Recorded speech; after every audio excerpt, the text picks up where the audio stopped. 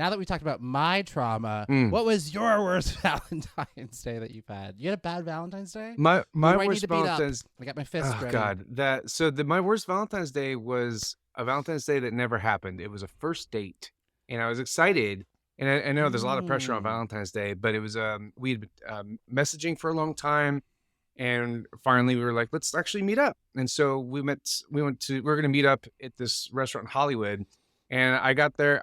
I'm early to everything. I don't know if it's how I was raised or what, but I hate being late. You are. I am. I know it annoys a lot of people. I oftentimes will go to someone's house and like sit in my car for 10 minutes. So early. I'm late to everything, and so I feel always. You so were bad. late today by 30 minutes. It's true.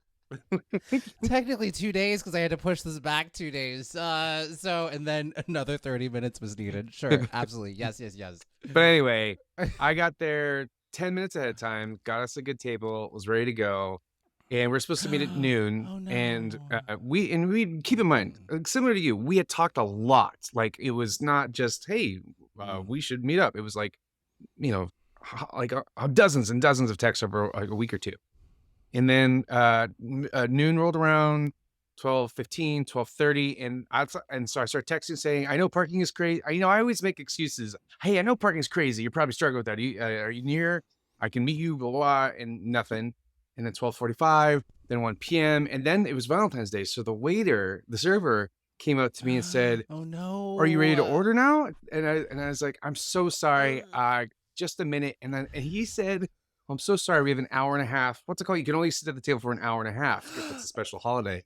Yeah. And I was already at an hour. Right. And so they're going to show up and all of a sudden I have 30 minutes left. So I was like, I think I'm going to leave. I'm so sorry. I held up your table. I gave him a 50 just to apologize. And then I left, and at 1:30, so it's an hour and a half later, and I texted him a few times after that, just about, are you around? But got nothing. I got the text saying, oh my gosh, I'm so sorry. I fell asleep. Oh, God. And I'm like, no, you didn't. Like, oh, no, you did. No. If you're going to make an excuse. Wait, it's like noon. Thank you. Yeah. And it's okay. It was noon. And if he is falling asleep at noon, then that means there's some other probably like drugs. When weird shit starts happening in relationships, it's drugs. I learned that from a friend of mine who there was a weird shit was happening in one of my past relationships where homeboy was passing out at brunch at 10 o'clock in the morning on a Monday. And I was telling people that story and they're like, it's drugs. And I was like, no, it's not drugs. It was drugs. It was drugs. So